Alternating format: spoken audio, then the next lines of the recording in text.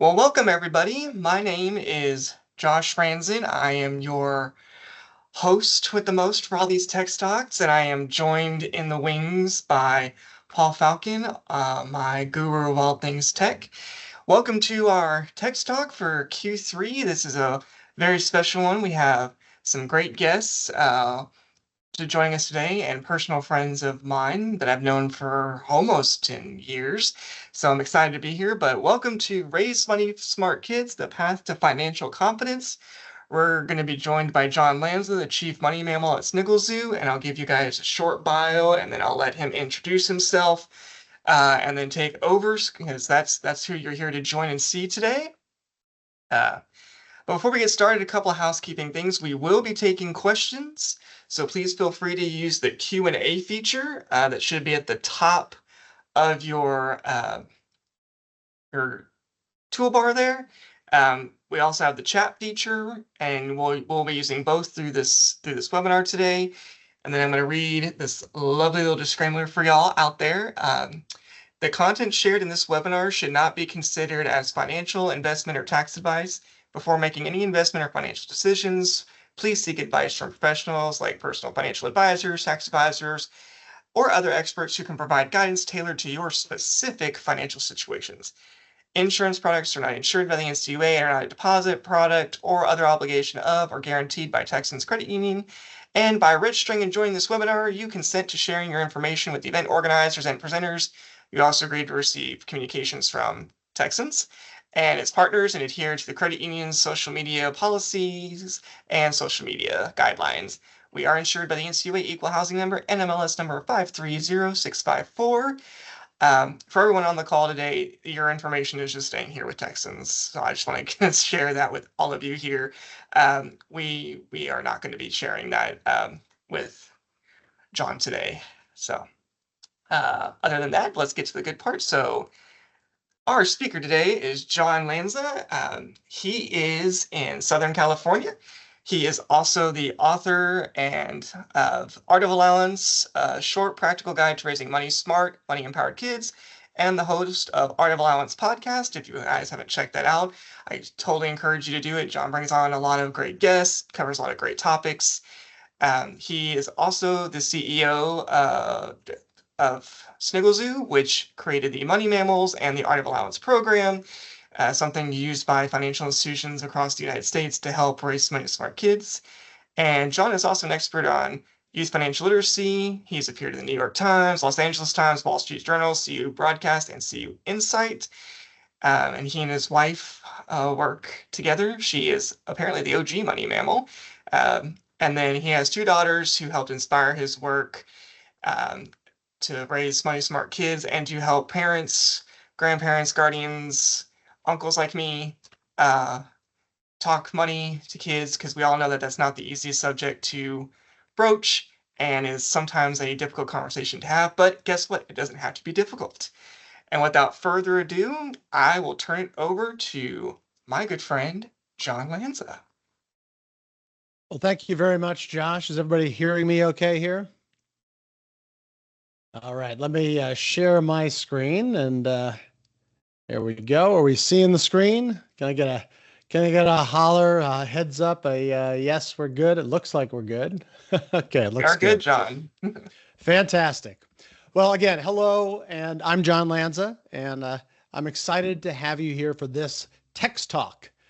Raise Money Smart Kids, the path to financial confidence. And a big thanks to Texans Credit Union and to Josh Franzen for hosting me today. I really appreciate it.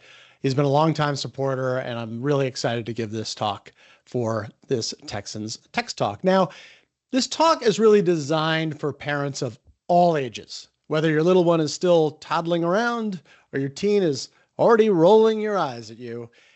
The goal here is simple. When you leave today, I want you to feel more confident that you can raise your kids to be money smart.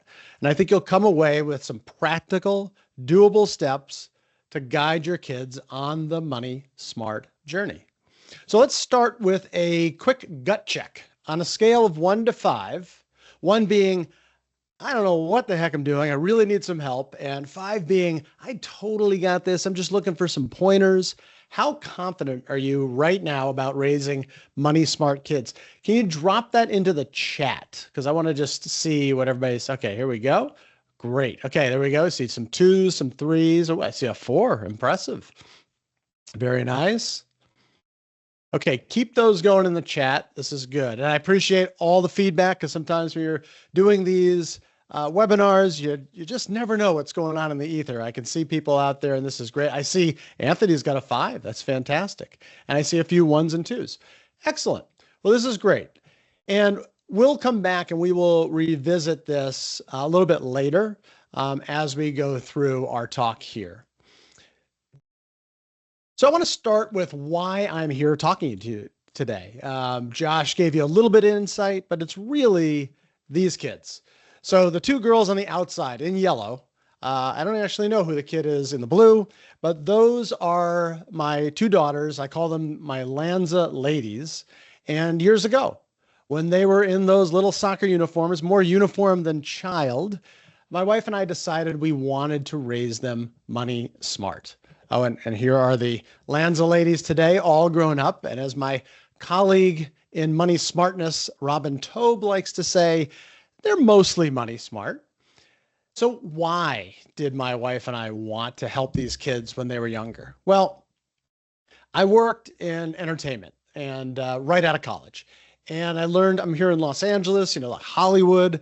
I learned very quickly how powerfully brands and characters can sell ideas. And I also saw people who earned a lot of money, but spent even more. I saw friends, colleagues, family members, and of course, myself even just stressed about money. And this happened to people really no matter how much they seemed to be making. And we just didn't want that for our kids. We wanted our kids to understand how to use money as a tool that they could use to craft a fulfilling life.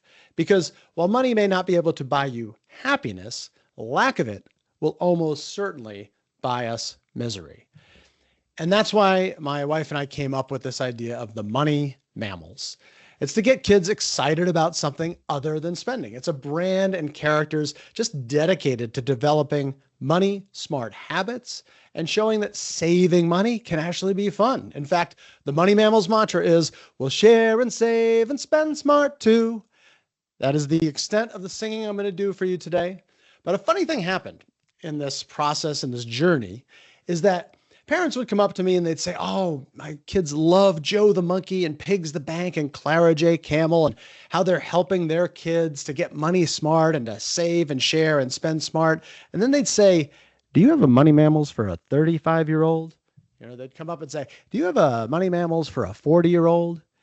And I soon realized, I was like, parents lack the confidence to teach their kids money smarts because even we, I should say, we just never necessarily learned the money smart habits early. And a lot of us are carrying around money shame. And so I wrote a book, the one that Josh mentioned, to help empower parents to be their kids' guides on the money smart journey and maybe learn some habits of their own, our own, along the way. And it's called The Art of Allowance, a short guide to raising money smart, money empowered kids. And I also host a podcast of the same name, and I'll be sharing a lot of information from both of those resources in this talk.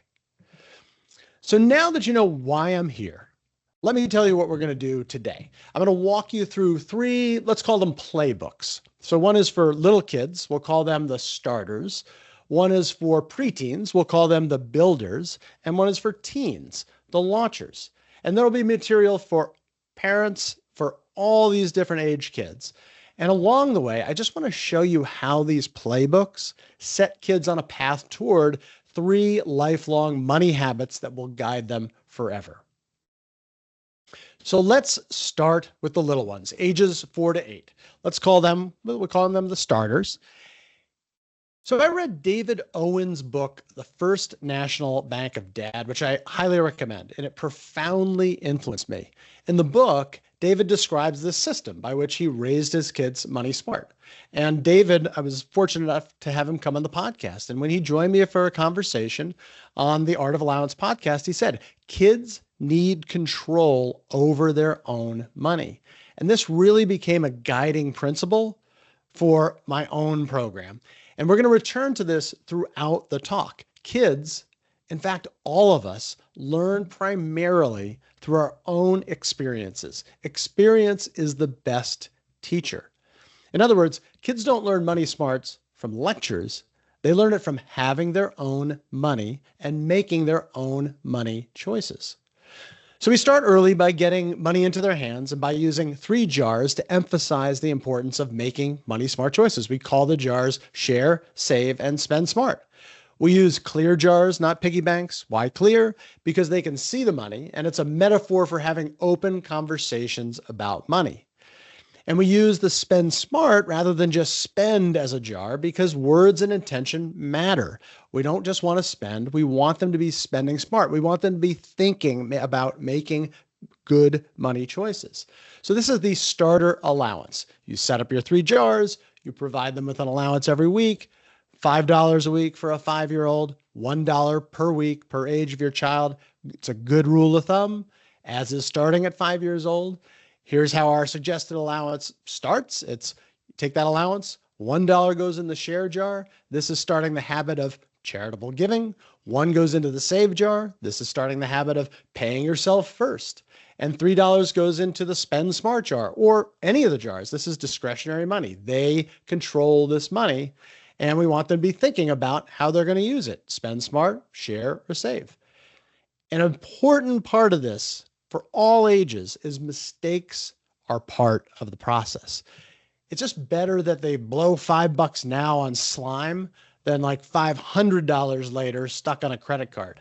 The small mistakes early help prevent the big mistakes later. Now, I also know we probably have families here of all different means, so don't let the specific amounts that I'm discussing throw you off. If a certain amount is more than might be in your family budget, just adjust it. It's much less about specific dollar amounts than it is about the ideas. Remember, this is the art of allowance. It's something that you are going to use to guide your kids. And the system helps you build these 3 starter habits. And what are those? Saving for goals, distinguishing between needs and wants, and making smart money choices.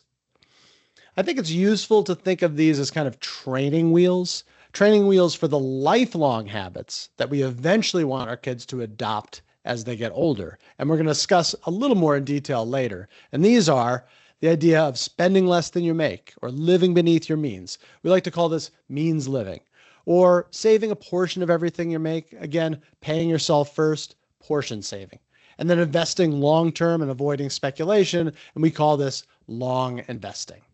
We will come back to these. But first, I want to talk about this idea of needs, wants, and needlets. One way we can really help our kids learn is by naming things. So we teach them about needs, food, shelter, clothes, and we teach them about wants, toys, candy, extra sneakers, whatever it might be. Plenty of wants out there. And I came up with this fun middle category called needlets because, most likely if you're joining us on this Teams call, you've got your basic needs met: food, shelter, and clothes. So they tend to lose a little bit of utility in terms of a conversation with kids. But needlets are things that you don't need to survive, like food, shelter, and clothing, but you need them to thrive. So you don't need a soccer ball to live, but if you're on the soccer team, you kind of need a ball. That ball becomes a needlet.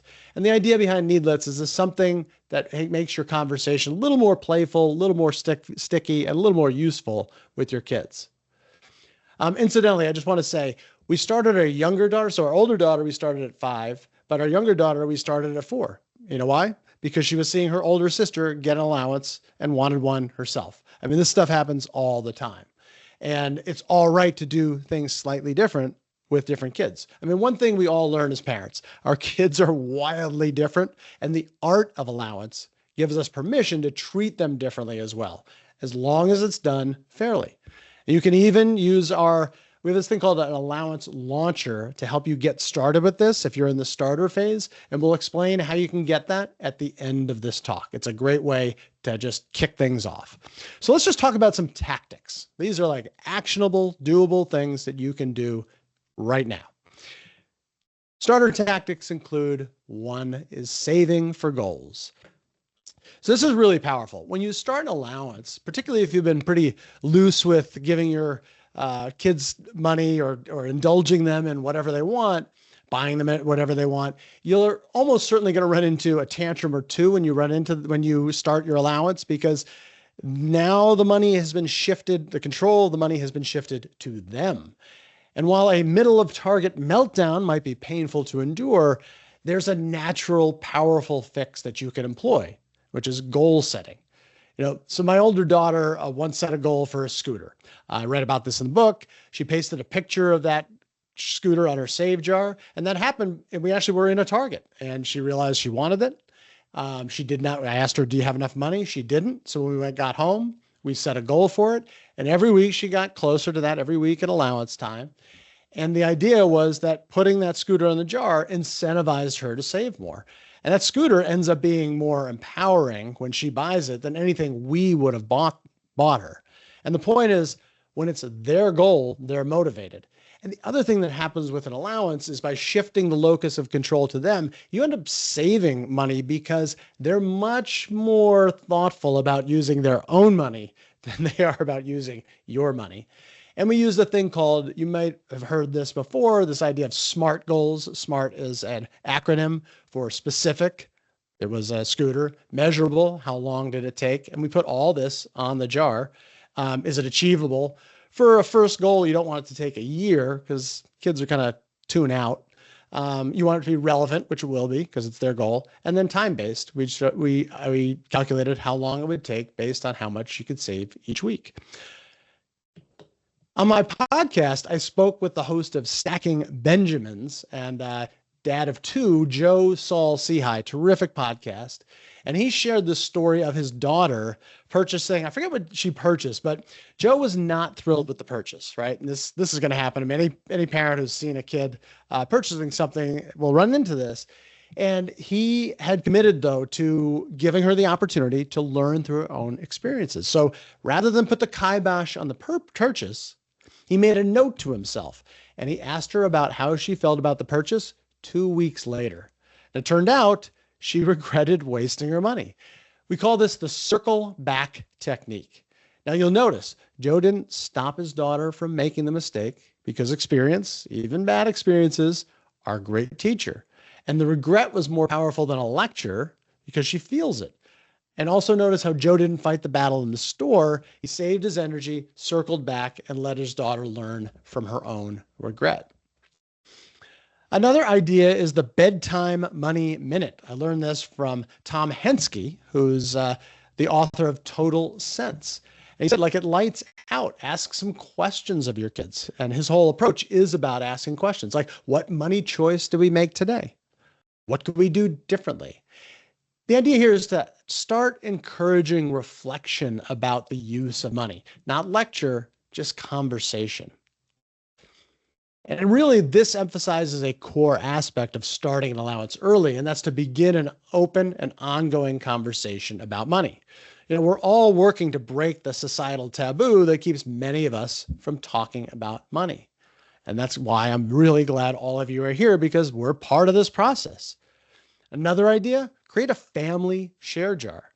So this was inspired by Andy Hill, who came on my podcast. He has his own podcast called Marriage, Kids, and Money. It's actually a platform. And the idea here is have your kids choose a cause that you can do together at the family, or you choose the cause and let them participate in providing money into that cause. Or they can either bring that money to if it's part of a religious institution or a place that you go to, or you could have them press the donate button online. That just makes the giving tangible, because while there are some kids who naturally take to the share jar, it can be the one thing that gets forgotten because kids are always thinking about spending money and they're always thinking about saving for goals. So you might need an active way to get that share jar moving. The family share jar is another idea. And using this approach, we just show our kids that charitable giving of time or money is part of our family values. Okay, I'm going to take a breath and I'm going to ask another question. So jump over into the chat and I'm going to look over there. True or false? Kids should earn every dollar of their allowance. Drop your answers into the chat. Okay, we got true. We got yes. Look at this. This is interesting. Got false. Okay, good. True. I like this. Anybody else? True. Okay. Keep those answers coming. Got some false. There we go. Excellent. Okay, good. I got a good sense of what's going on here, which is good. I'm going to give you my answer to the question, as you might surmise. And the answer really is false, because here's the reason why. Allowance is practice money. Now, chores is about earning money. You can have both, but requiring chores for the practice money, it isn't necessary. Remember, we all learn best through our own experiences. I told you I was going to talk about that. It's going to be an important part. We'll come back to it pretty often, but that's the whole point. Lectures might make us as parents feel good that we're actively parenting, but they have really limited utility. And an intentional allowance, like the one we've been talking about here, is not a handout if that's a concern of yours. In fact, you can and should tell your kids this: I'm doing this, an allowance, to help you learn to get comfortable using money. I'm here to help you when you need it, and I understand you're going to make mistakes just like I did. You can even share your mistakes on an age-appropriate level with your kids. Now, most parents don't pay for basic chores like making the bed, emptying the dishwasher, because we want our kids to learn to participate in the family needs and to teach them the valuable lesson that, but to teach them the valuable lesson that money is to be earned and to pay them for what some folks call, let's call them above and beyond chores. So this is a good way to allow them to have an allowance that isn't tied to chores, but then they can also earn money. So you can pay them to do things that you might do yourself, or you might pay someone else to do. For example, yard work, washing the car. It's going to be different for different families, but I think you get my point. So to clarify, the purpose of an allowance is for kids to learn to use money as a tool, to become money smart and eventually money empowered. The purpose of chores is to teach them that work is required to earn money. So hopefully that helps give you some perspective on it. And now let's jump to our builders. So this is ages 9 to 12. This is kind of like the independence with training wheels stage. So they can handle more, but they still need some guardrails. So at the beginning of this stage, you might just simply increase your starter allowance to $9 or $10 per week to coincide with them becoming 9 or 10 years old. And in fact, the handout that you'll be able to get, that allowance launcher, you can do that on a yearly basis, and so that they see that their allowance is increasing, and you can have a conversation about that. Now, some of you may have very mature money 10-year-olds, for example, who might be ready for the next stage, and you can be the judge of how ready they are. And so when we get to the launchers, some of these younger builders might be ready for the launch phase. Remember, it's your art of allowance. You don't need to follow the literal letter of the law or by the book. You don't have to be working by the book. When I talk about my book, The Art of Allowance, I'll give you an example. So I had a friend, Susan, and she had implemented the Art of Allowance program, and she came up to me and she said, "Is it all right if I buy my daughter ice cream if we're out on Larchmont, which is a street near us?" And I said, "Of course it is. Yeah, you can indulge your kids. what you don't want to be doing is paying for everything right out of your pocket. The idea of the allowance is for them to learn about and have their own money experiences. But indulging your kids, especially when you do it from time to time and not all the time, it becomes more special and actually more powerful. Unexpected rewards are great things for kids. You can even say, it's like, you've been doing such a great job managing your money that I want to step in here and get you this ice cream or the sandwich or whatever it might be. So the point there is art of allowance, right? Make it work for you and make it so that you can be the best guide for your kid as possible. So let's talk about some builder tactics. There are lots of good tactics you can try to help your allowance, to either address problems you might be seeing or help you accomplish a goal you'd like to achieve. So here are 3 of my favorites. The first one is the waiting period. So as these kids, these builders begin to have the means to accumulate more money, if they're getting, say, $9 or $10 a week, it becomes easier for them to make kind of cavalier money decisions that you might want them to think about a little bit more. So in our house, we made a rule that anything over $50 required a week of waiting before buying. Now, of course, if they've already identified a goal and they've pasted that on the jar and they reach that amount, they can buy that item. This is really about those notions that spring up out of nowhere, like, I need that pair of sneakers. And then they'll try to convince you that I've been thinking about this for about a month. And that's not the point, because the powerful result of this technique is that a week waited is often enough time for them to realize that that thing that they had to have suddenly isn't so important. And if they still want it, great, then it is something that perhaps they really want to have. And you could also use the circle back technique that we talked about earlier. So all these techniques, many of them can be used across the different ages, and they can be used with each other. I think this is really important in a world where like a $70 hoodie is 2 clicks away on Amazon. The waiting injects a little bit of friction into a frictionless world. And it's also where habits become more powerful. So James Clear, who's the Atomic Habits author, said, habits are the compound interest of self-improvement. And really what we're talking about here is self-improvement, our own as parents and for our kids.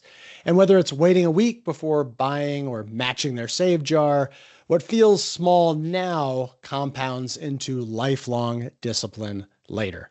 I kind of jumped the gun on the matching. We will be talking about that in a bit. So another idea is to let your values kind of guide you. So if you want your child to give more, match their share jar contributions. You could do it dollar for dollar. You want them to save more, match their save jar deposits. So we did that at allowance time. Every dollar they put in the save jar, we would give them a quarter. So if they put $4 in the save jar, they got an extra dollar. We wanted to incentivize the idea of saving. We also wanted to empower our kids to buy more books, to read more. So we told them we will match any dollar that they wanted to spend on a book, so it effectively doubled their book purchasing power. Again, let your values guide how you want to incentivize them. Another great thing to do is the ad spotting game. So when you're watching like YouTube or Netflix, or even when you're out and about and you see a billboard, ask them, who paid for this? What do they want me to feel? What's missing from this? What are they hiding? This helps foster critical thinking about the ads that are all around us. I think this is really important because advertisements are kind of like the water that we and our kids swim around in. And if we don't talk to them about it, they can end up like the story of those fish that you've probably heard of who are asking, what's water? They just don't know. So I interviewed Erin McNeil of Media Literacy Now, terrific nonprofit, and she told me on the podcast that once kids understand how ads worked, she was talking about teaching this to 5th graders, they actually enjoy pointing all this out because they like to see how they're being manipulated because they don't want to be manipulated. And suddenly, you've turned every YouTube pre-roll ad into a teaching moment. Okay. Now we are moving on to our launchers. So these are our teens, and they're launchers because they're headed toward launching their lives outside of our home. And we want them to be prepared for the real world when it comes to money. I mean, by now they've hopefully been practicing those starter skills we've talked about at the beginning for years. Things like saving for goals, distinguishing between needs and wants, making smart money choices, and getting a lot of money experiences under their belt. And this stage is about introducing and beginning to instill the 3 lifelong habits we want them to kind of just drink up, to really learn. And these are spending less than you make, living beneath your means living, saving a portion of everything you make, this portion saving, or paying yourself first, and then long investing, or investing for the long term and avoiding speculation. So how do we help teens continue and improve on their allowance practice? Well, I'm going to tell you. We start with the breakthrough allowance. So now we're going to move on from the starter allowance we've been talking about. And again, this might happen for mature builders as well as launchers. So this can happen preteen as well as with teens. And now we give them a monthly paycheck, what amounts to feeling like a monthly paycheck. So they're going to get more money. They're not going to get it weekly, and it's going to cover more things. So in our case, we covered, we had made them responsible for clothes, communication, food, and gifts. So in our case, I think it was $60 a month for clothing, $40 for food, $25 for gift. Again, it's not really about the perfect numbers. It's just about giving them some skin in the game. And incidentally, you'll be able to download a PDF of the example breakthrough allowance. We'll be sharing that as well as the allowance launcher. So the idea of the breakthrough allowance is that it gives them more responsibility. It begins to simulate the real world, and it lets them, they can even plan their own category splits. Like having a back and forth at any time during this, whether it's during the starter phase or the breakthrough phase, is great. If they feel like they're not getting enough allowance, you can have that discussion. That is terrific. What you're doing is you want the open and honest conversation about money. And if you haven't yet started an allowance by this stage, it's okay. Just begin with one of these categories and go from there. So like start with clothes. But if you've been following this plan from starters to builders and now to launchers, they'll almost certainly be ready to begin this process of, let's just call it budgeting light. So another important element are these debit cards with training wheels. So you've likely heard of cards if you have a teen or even a preteen: Green Light, Current, Go Henry. Texans has the Texans teen debit card. I almost put this in the builder category because we're seeing parents get these for their kids younger and younger. And we're also seeing that the kids are driving it because they'll go into school, they'll see their friends have it, and they'll come back like, I want one of those cards. And we could dedicate an entire webinar to these cards. And I just want to address a few key points. They are super convenient. They allow you to set up an allowance. They allow you to ensure that the kids consistently receive their allowance. In fact, I had Chelsea Brennan, who's the smart money mama, on, very clear thinker about money smarts. She got her kids cards at ages 7 and 4, mainly because she wanted to make sure they consistently receive their allowance. That seems really early, but she is not the only mom who's doing it that early. These cards are a terrific resource. They're a great way for you to kind of start the process of your kids understanding digital money and getting smart with digital money. They're also a terrific resource if you need to get your kids money quickly in an emergency. I don't think that's necessarily true for a 4-year-old, but certainly for the teens. And it's wonderful as a parent to use these like a training tool. You can oversee their money choices. You can help them along the journey. You can circle back and ask them about expenses. However, while they may market themselves as teaching financial literacy, they really are just a tool. We, the parents and the guardians, are the ones who are doing the teaching. Actually, I prefer the word guide because that's more accurate in describing what's happening here, because the teaching is coming from the experiences, because that's how they're going to learn. It's through their own experiences, good decisions and bad decisions. And the reason you're most likely going to want one of these cards is that they live in a world of, these are digital natives. I mean, that's the world they're in sometimes doesn't offer cash purchase option. So these are becoming essential tools that we kind of have to use to be our kids' guide on the money smart journey. And again, Better your teen makes a $50 spending blunder now on their debit card before he or she ends up racking up $5,000 in credit card debt later because you never talked about these things. That early blunder might be the best class they ever take. So the next idea is something my buddy and FAMZoo card creator, Bill DeWhite, came up with. So he bought a computer for his son. So Bill himself is a coder, and his son was taking a coding class, and he got the computer for his son, and then his son trashed the computer. Now, the problem was the son needed the computer, but Bill didn't want to, Bill felt like you couldn't just buy him a new computer. The computer itself was a needlet. Remember that? Something that he needed, not necessarily to survive, but he needed it to thrive. He was taking a class. So that needlet computer was essential. So Bill had his son take out a computer loan from the bank of dad. He set up monthly payments. There was real accountability there. I really like this idea of helping our kids learn about loans before they encounter the ones that are most likely going to affect the rest of their lives, those student loans. I mean, think about that. Talking to them about loans now, really can give them some experience with what it feels like to be in debt. And the feeling is so much more important than just a discussion about, what a loan, because anybody who's been in debt knows what that feels like, and it's different for different people. But it's only through the experience that you're really going to learn how that makes you feel. Now, I don't know about you, but from time to time, I'll be running an errand, and I'll think to myself, what am I doing? I could just order this on Amazon. I'm running all over the place. I could just get it tomorrow. And it used to be that running errands acted as like a little bit of friction to help me control my purchases. So in a world of like Amazon and DoorDash, where we can get whatever we want 24/7 with the click of a button, we might want to add some friction to help our kids. So if you remember, we had that waiting period that I mentioned before. Well, you might consider a few similar ideas here. So for example, tell your teens they need to wait 24 hours for any purchase over $20. And you can also add on to this periodic review of all weekly or monthly expenses.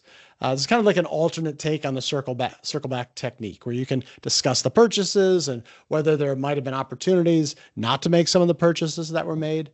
And I also just want to take this moment to say, this is something that my wife and I do all the time, which is reviewing purchases. So many of these things, like the waiting period, the review, are things that, either we brought to our kids, or we learned about from someone else, or we started talking about with our kids and realized we need to do more of this.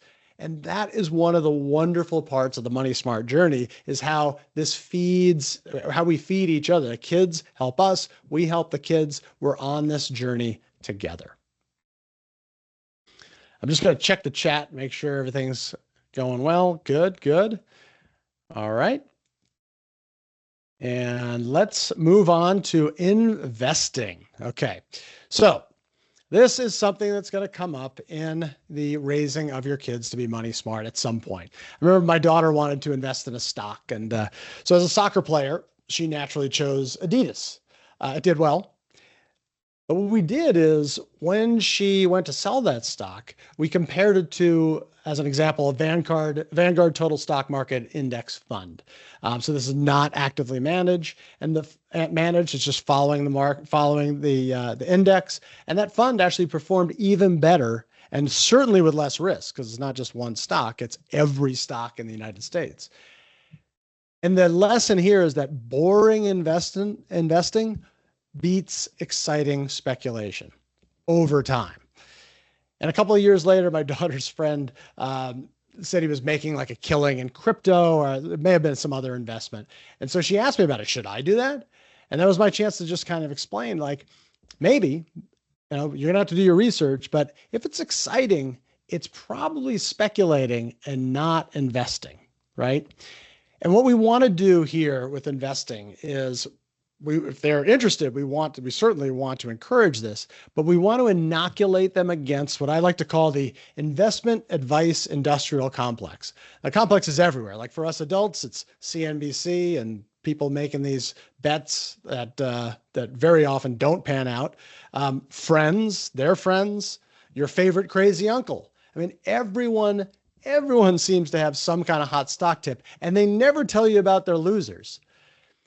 And here's what we want to teach them. We just want them, don't rely on others. Like, don't follow, be wary of TikTok influencers peddling these ideas. Be wary of your friends peddling these ideas. You've got to know everything that they're talking about and we ultimately want them to rely on themselves and on patience, discipline, and money smart habits. I know that is not easy for teenagers to deal with, but it is something we need to talk to them about. And we want to give them the opportunity to do some of these investments by themselves. And so we just want them to understand the difference between speculating and investing. And one of the best ways to look at that is how time works. Time brings investment returns. And while speculating is certainly a type of investment, it's short-term investment. And it's helpful for our kids to understand that in many cases, speculating is not that much different than gambling. Particularly if they've done no research on the subject and they're just jumping on a hot tip.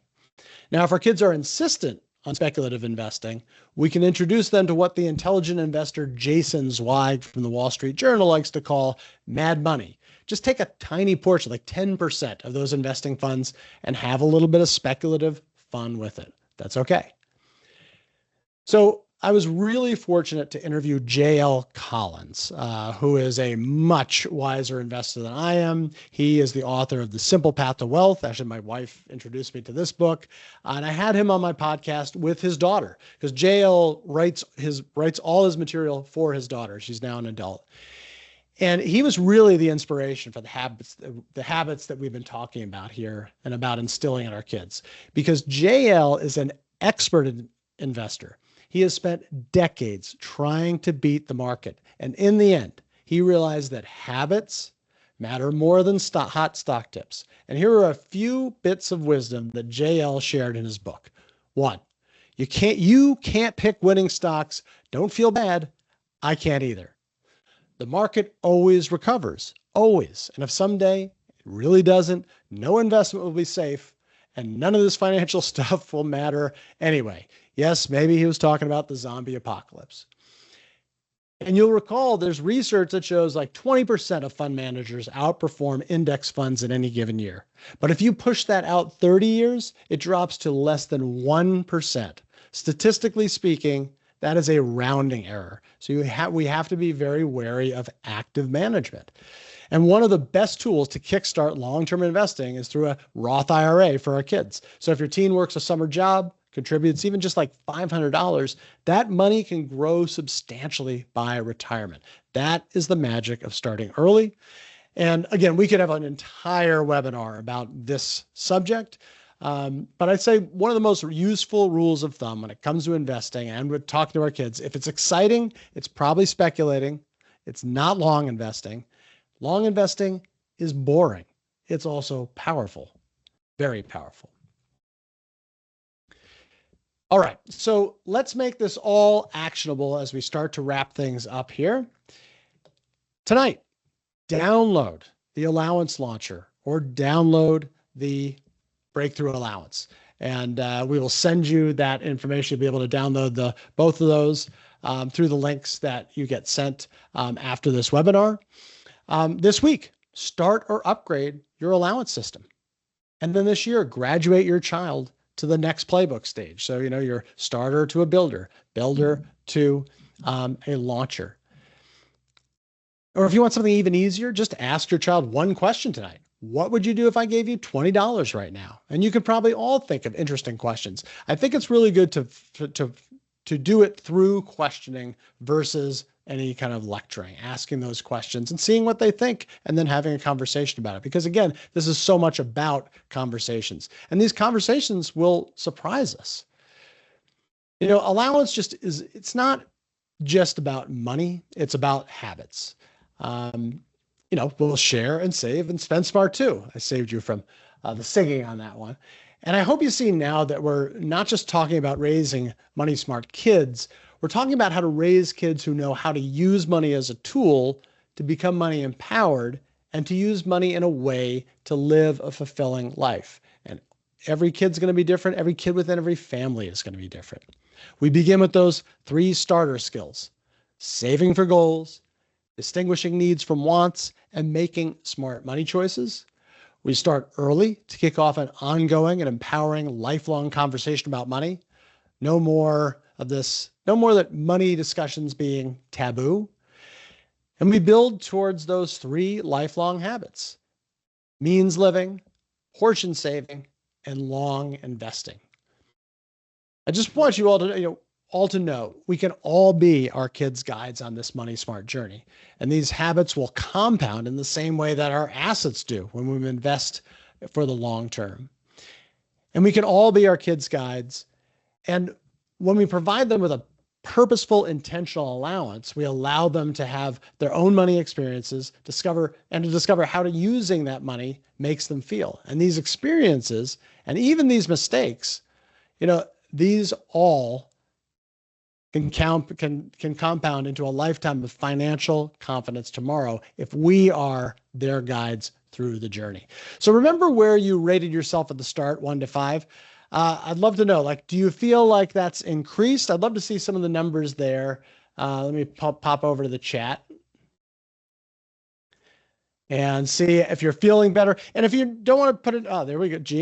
And maybe put the number you started with and then the number you're at now. And I'd also love to know, what may there 3 to 4. Thank you. That's beautiful. 2 to 4. Great. I appreciate that, Anthony. I'm a 6 now. Fantastic. 2 to 4. Good. And that really is the goal here. And this is great. I appreciate all of you sharing because this is terrific. So you're going to be able to download the allowance launcher, the breakthrough allowance PDF via that link that you're going to receive for participating in this talk. And if you'd like to get a copy of my book, The Art of Allowance, or find out more about the Money Mammals, you can go to themoneymammals.com. You can also search Amazon for The Art of Allowance or Money Mammals to get my books for kids. And I just want to thank you for joining me for this talk. And I want to thank Texans Credit Union for hosting us and Josh Franzen for making this talk possible. Thank you, Josh. Thank you, John. We appreciate your time and being here today. And now for my favorite portion of any webinar, the Q&A function. I love hearing questions and thoughts from our attendees and members. So now it's the time if you guys have any questions that you would like, that you have for John or us, together or me, please use the Q&A feature and we'll go ahead and get some of those started. So, okay, already a few questions in here.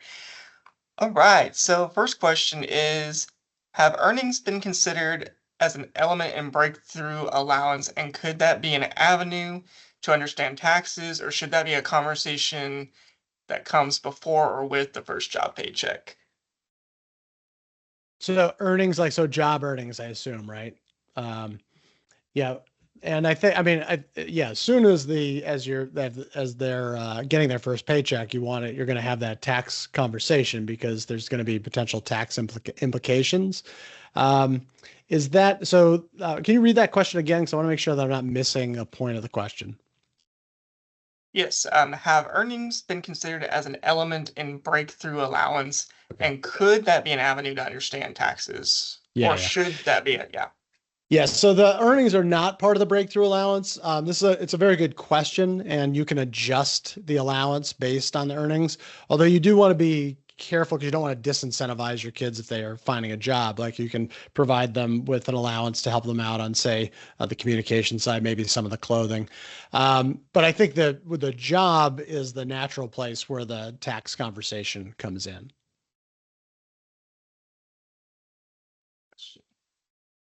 And yes, what I find with working with teens when they start to working, it is good to have that small conversation about taxes up front before they start.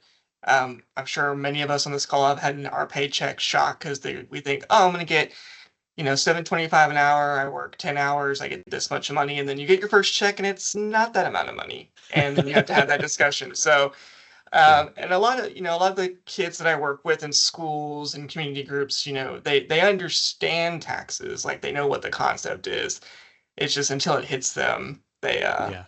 they Well, the don't know other what thing to they do. need to make sure, depending on how much they're making, if they have a pretty lucrative summer job, is to make sure they have the money socked away for taxes. So not only should they be paying themselves first for money that they want to save, they need to make sure they're paying themselves first for money that's may come due at tax time, right?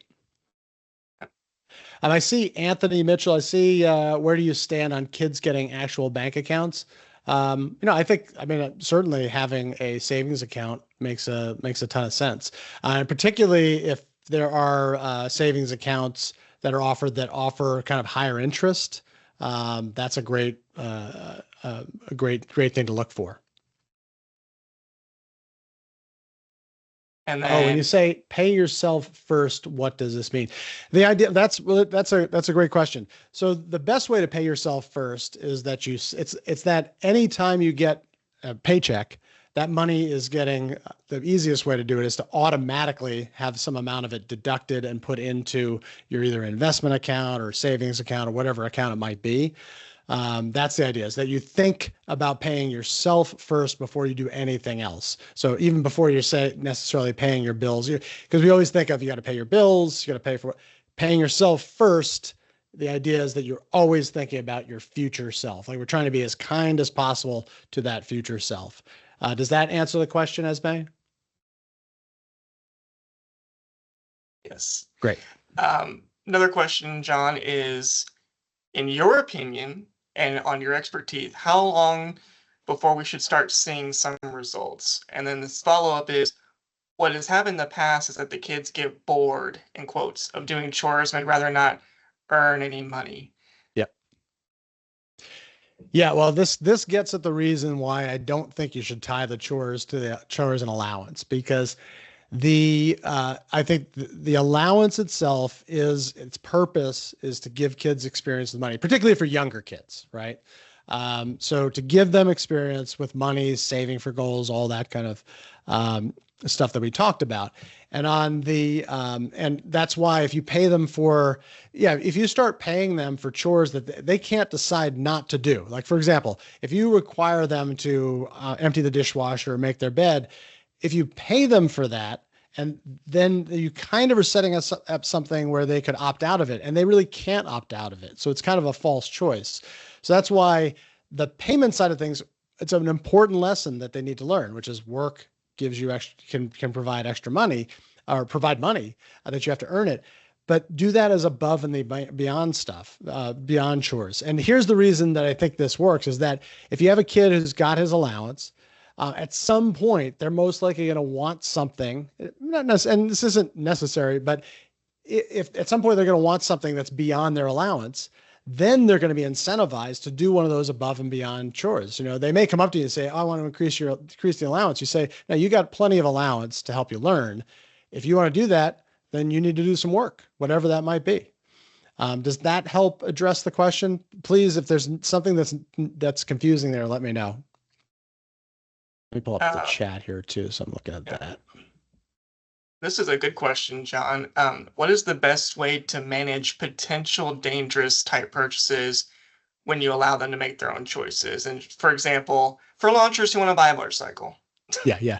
Oh, this is okay. So I did not mention this, but if there are family rules, and you're more than okay identifying what that family rule is, if your family rule might be no motorcycles till you're an adult, then they can't buy it.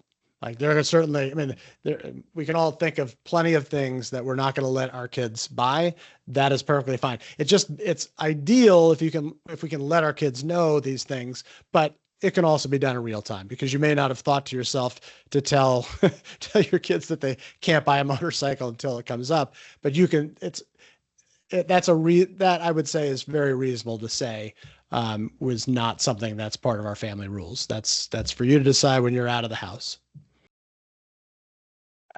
This also gets at the whole art of allowance, right? So we didn't discuss that, but it's that using what using the way that you run your family as the kind of driving force and understanding your values and bringing your values to your system, that's the best way to make the program work. What you don't want to do is keep them from buying something just because you might think it's a stupid purchase, and I think everybody kind of got that, but a purchase that you're like, I wouldn't buy that toy.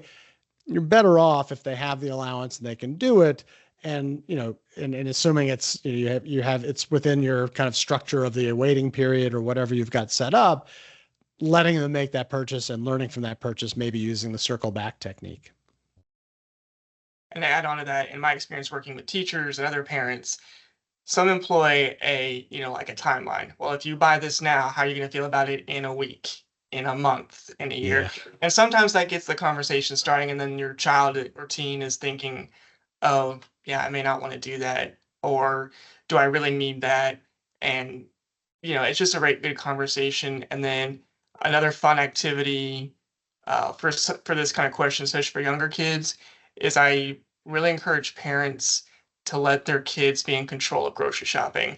And I don't mean like the kid gets to choose everything you buy in the household. It's like you're giving them a list and having them find it and having them compare pricing and all that stuff so they can see how some things are worth the cost difference and some things are not. And it just helps manage expectations for down the road in the future. To clarify, I am not a parent here, everybody. I am an uncle, but I am a certified educator and a certified financial counselor, and I have worked with parents and teachers across the country and the globe to help bring financial literacy to light. So please don't ask me for parenting advice. I'm going to refer you to an expert on that one. Not that any of you would. I think y'all are the experts here. Let me just quickly piggyback on that, Josh, which is when I said we paid for food in our breakthrough allowance, one of the things we said was that you're going to get this food amount. We will buy the fixings for you to make your own lunch. But if you want to buy lunch at school, you have to use your money. And guess what happened? They very rarely bought lunch at school. So that's a very good point. That has to do with the grocery shopping. I mean, so many of these topics could be entire webinars in themselves. Taking kids grocery shopping, looking at the item cost. Okay, let's look at the questions that are coming up here, Josh. Let's see. So we got one of when should allowances end for teens, senior high school students? Do we then create a different type of allowance, especially if they choose not to get a job? This is a tough one. So Kathy, I can't give you all I can say is that we did because our kids are now, one's out of college, the other one is in college, and we do have a continuing amount of allowance that they use, as part of that, as part of the program. But the older one now is out of college and now she has a job. So that's going to be, that's all drying up. And so, but I know this will happen. Some people's allowances will end when they go into college. So this is a very personal question. And I don't have a definite answer. I think the number one way is once they are making enough money, that they can cover all the things that they need to be sure that they're covering. Which is not the greatest answer to that question. But in a lot of cases, I think in talking to other parents who have been through this process and have much older kids, the allowance naturally will kind of tail off. Sometimes kids they don't want their parents in their business anymore, right? I know David Owen talked about that in the First National Bank of Dad. He's just like, my kids were tired of the bank of dad. They're like, they want their own stuff. They want to start their own lives. And, so there is a kind of natural end that will come natural end that will come, but identifying when that is a very personal question and decision. Recommended for the starter level. Yeah, we did it less based. You can do it by percentage. We did it based on, we were just lazy. And so we just wanted to give our kids dollars. And so we just did, so it ended up being, 40%. It ended up being 60% went into the spend, 20% went into save, and 20% went into share. But it wasn't because of the percentages. It's because we were lazy about doing that. You could do the 10-10-80, 10 share, 10 save, and 80% discretionary. and then you could give them coins, and then it becomes a math lesson. So that's perfectly fine if you're a little less lazy than we were as parents. And remember, everyone, this is a personal finance journey. So this is personal. So a lot of it you're going to have to tailor for yourself. And this is a great opportunity to start instilling in your child and teen, worry about you and what you can control. Don't try to keep up with the Joneses or with your friends. You don't know what's going on in their situation, because we can't pour from an empty cup. So take care of what you got to do first, and then you can think about other things. I still see it today. I'm sure I know I was that way as a teen as well. And that was more than 20 years ago. And I'm sure all of us in the call kind of fell into that when we were younger as well.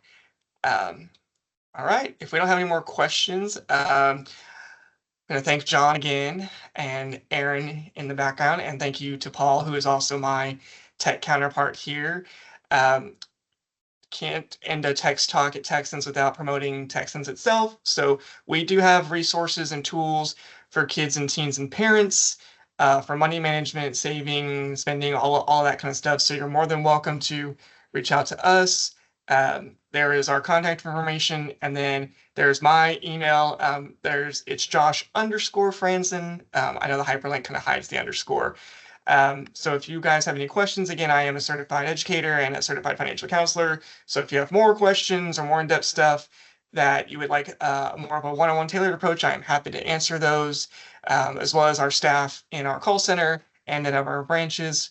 But thank you all for taking the time to join us this afternoon. Again, this was recorded, and we will get it on our YouTube channel, and we will post other those forms that we talked about on our website and on our social media. So if you don't follow us, please go ahead and follow us. We are fun. We post a lot of cool, fun stuff, especially on our TikTok channel. So yeah, thank you all very much, and y'all have a wonderful rest of your afternoon. Yes, thank you.